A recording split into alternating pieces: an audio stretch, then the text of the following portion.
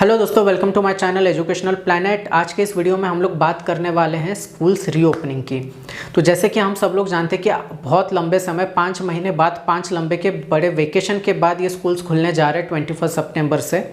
तो ये जो स्कूल्स खुलेंगे वो सिर्फ 9 to 12 के स्टूडेंट्स के लिए है और सारे जगह नहीं खुलने वाले। जो स्कूल्स कंटेनमेंट जोन में आते हैं वो स्कूल्स खोलने के लिए अभी तक ऑर्डर्स नहीं दिए गए, परमिशन नहीं दी गई। बट जो ग्रीन जोन में आते हैं, जहाँ पर कोरोना के जो पेशेंट्स है जो कम है, जहाँ पर कोरोना का प्रभाव जो है वो थोड़ा कम है, वहाँ पर स्कूल्स डेफिनेटली ओपन हो जाएंगे। बट ये खुलने के साथ ही गवर्नमेंट ने कुछ SOPs जारी किए, स्टैंडर्ड ऑपरेटिंग प्रोसीजर्स को जारी किए, जिनको कंपलसरी फॉलो करना पड़ेगा और फॉलो करना ज़रूरी भी है क्योंकि स्टूडेंट्स के हेल्थ से रिलेटेड है। तो इस वीडियो में हम लोग वो सारे SOPs कवर करेंगे जो गवर्नमेंट ने गाइडलाइंस जारी किए हैं। तो चलिए शुरू करते हैं इस वीडियो को। इस वीडियो को ज़रूर एंड तक देखिए अगर आप स्कूल्स जाने वाले हैं तो।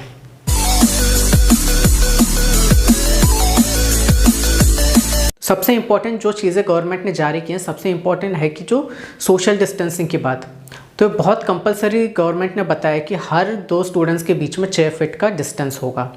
इतना तो रखना ही पड़ेगा क्योंकि बच्चे हैं, समझते नहीं है। ठीक है, भले ही 9 to 12 के स्टूडेंट्स हो, थोड़े मैच्योर होते हैं, बट कर लेते हैं, आसपास आते हैं, गले मिलते हैं। तो ये बहुत स्ट्रिक्टली बताया गया है कि 2 स्टूडेंट्स के 2 बेंचेस के बीच में 6 फीट का डिस्टेंस रहने वाला है। दूसरी चीज़ स्टूडेंट्स के लिए सबसे इंपॉर्टेंट जो जारी की है, जो स्टूडेंट्स पॉइंट ऑफ व्यू से शेयरिंग, जो हम लोग नॉर्मली इंडियन स्कूल्स में होता है, पेंसिल हो गया, पेन हो गया, टिफ़िन्स हो गए, हम लोग बिना शेयर किए रह नहीं सकते। ये तो हम लोग अपना जन्मसिद्ध अधिकार मानते हैं। तो ये अभी नहीं करना होगा, ना करे तो ही अच्छा है क्योंकि स्टूडेंट्स सिर्फ स्टूडेंट से रिलेटेड नहीं है, वो वापस जाके अपने घर में जाएंगे, फैमिली में जाएंगे। तो जितना दूर रहे, जितना इन SOPs को फॉलो करें, जितना इस गाइडलाइंस को फॉलो करें, उनके सेहत के लिए अच्छा है और बाकी स्टूडेंट्स और फैमिली के लिए भी अच्छा है। दूसरी चीज़ आती है जो क्लीनलीनेस प्रोसीजर्स होंगे वो कोरोना के पॉइंट ऑफ व्यू से ही होंगे। वहाँ का जो स्टाफ होगा उनको ये सारी चीज़ें उन्हें बतानी पड़ेगी और सिखानी पड़ेगी। वो ट्रेनिंग उनको लेनी ही पड़ेगी कि जो क्लीनिंग प्रोसीजर होगा, डिसैनिटाइज का प्रोसीजर होगा, वो कैसे किया जाता है। वापस चीज़ें आती है कि कौन से स्टूडेंट जाएंगे। वही स्टूडेंट्स को जाना अलाउ होगा जिनके पास पेरेंट्स का कंसेंट फॉर्म होगा। अगर पेरेंट्स भेजना चाहते हैं अपने स्टूडेंट्स को स्कूल, तो ही स्टूडेंट्स स्कूल जा सकते हैं। किसी को कोई ज़ोर ज़बरदस्ती नहीं होगी। जिनको अलाउड है, जिनके पेरेंट्स परमिट करते हैं, कंसेंट फॉर्म पे साइन करते हैं, वही स्टूडेंट्स सिर्फ स्कूल जा सकेंगे। दूसरी चीज़ आती है जिम के बारे में, स्पोर्ट्स के बारे में। तो जिम अलाउड है, जिन स्कूल्स में जिम है वहाँ पर वो गाइडलाइंस को फॉलो अगर करते हैं, जो जिम के गाइडलाइंस हैं, तो वो अलाउड होगा, परमिटेड होगा। दूसरी चीज़ आती है आउटडोर एक्टिविटीज़, स्पोर्ट्स एक्टिविटीज़ की आती है, तो वो परमिटेड नहीं है अभी स्पोर्ट्स एक्टिविटीज़ हो गया, स्विमिंग पूल अगर किसी स्कूल में है तो वो अभी भी यूज़ नहीं किया जाएगा। दूसरी चीज़ अगर हम लोग देखते हैं तो अगर स्कूल्स में स्टूडेंट्स के लिए जो लॉकर रखे जाते हैं वो लॉकर्स यूज़ करने के लिए परमिट किया गया। अगर हम लोग हेल्थ की बात करते हैं तो स्टूडेंट्स स्कूल्स को भी कुछ मेजर्स फॉलो करने पड़ेंगे। जैसे हर एक स्कूल में ऑक्सीमीटर रखना कंपलसरी होगा, जो कि ऑक्सीजन लेवल को चेक किया जाता है। तो ये बहुत ही ज़रूरी है ऑक्सीमीटर रखना। दूसरा होता है थर्मल गन तो डेफिनेटली होगा ही। आजकल हम लोग हर जगह, मॉल्स में जाए, कहीं पर भी जाए, होटल्स में जाए, तो वहाँ पर हमें वो थर्मल गन्स दिखती ही है। तो वो स्कूल्स के लिए भी इम्पोर्टेंट होगा।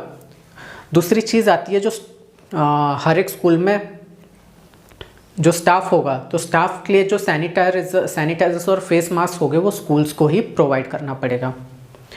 दूसरी चीज़ आती है क्लीनिंग की। स्कूल शुरू होने से पहले गवर्नमेंट ने बहुत ही स्ट्रिक्टली बताया गया है कि जो भी स्कूल्स होंगे वो अच्छे से सैनिटाइज करें।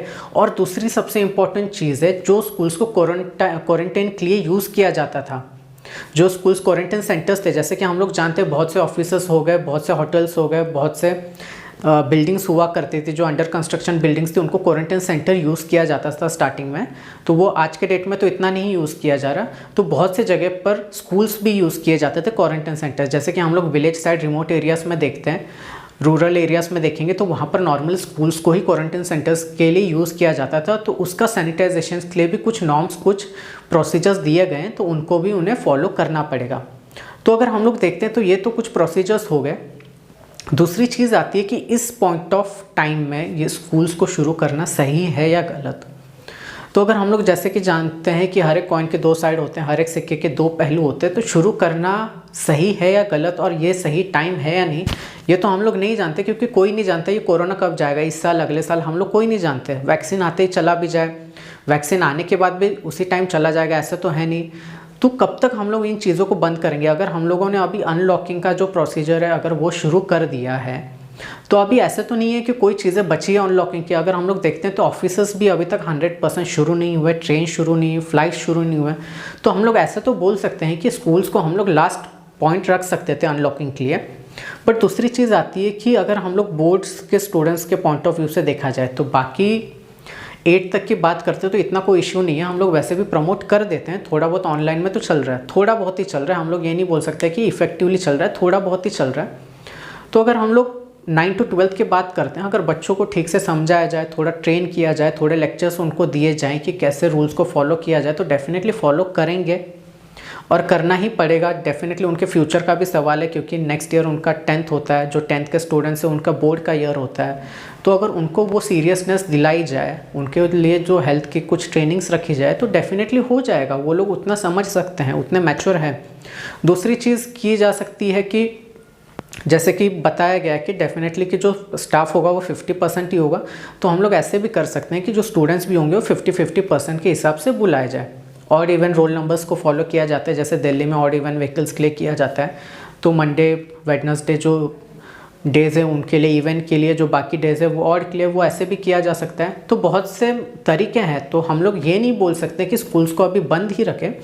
हम लोग उनको खोलने के लिए मेथड्स क्या यूज़ कर सकते हैं, मेजर्स क्या यूज़ कर सकते हैं, अगर उसकी तरह हम लोग सोचें तो डेफिनेटली अनलॉकिंग ईजिली होता जाएगा। बहुत सी चीज़ें अनलॉक हो रही है, जैसे कि हम लोग देख रहे हैं कि कोरोना का पीक भी कभी ऊपर जा रहा है, कभी नीचे जा रहा है। तो हम लोग ये नहीं बता सकते कि इंडिया में भी पीक आया है या नहीं। तो हम लोग पीक की वेट करते करते स्कूल्स को बंद रखेंगे तो डेफिनेटली अगले साल भी हम लोग स्कूल्स नहीं खोल सकते हैं। जब तक हम लोग खुद ट्रेन ना हो जाए, खुद अच्छे से जान ना ले कि हम लोग किन मेथड से स्कूल्स को खोला जा सकता है। तो डेफिनेटली गवर्नमेंट ने जो SOP जारी किया, डेफिनेटली वो फ़ायदा करेंगे ही करेंगे थोड़ा बहुत। तो बट सबसे इम्पॉर्टेंट है कि वो SOPs को स्कूल्स कैसे फॉलो करते हैं, स्टूडेंट्स कैसे फॉलो करते हैं। तो ये डेफिनेटली कि 21 सितंबर से अच्छा थोड़ा और आगे डेट देते और अच्छे से ट्रेन करते टीचर्स को। टीचर्स के लिए भी ट्रेनिंग की ज़रूरत है, जो वहाँ पर नॉन टीचिंग स्टाफ होगा उनके लिए भी ट्रेनिंग की ज़रूरत है, कैसे हैंडल किया जाए, कैसे टैकल किया जाए, सैनिटाइज़ कैसे किया जाए।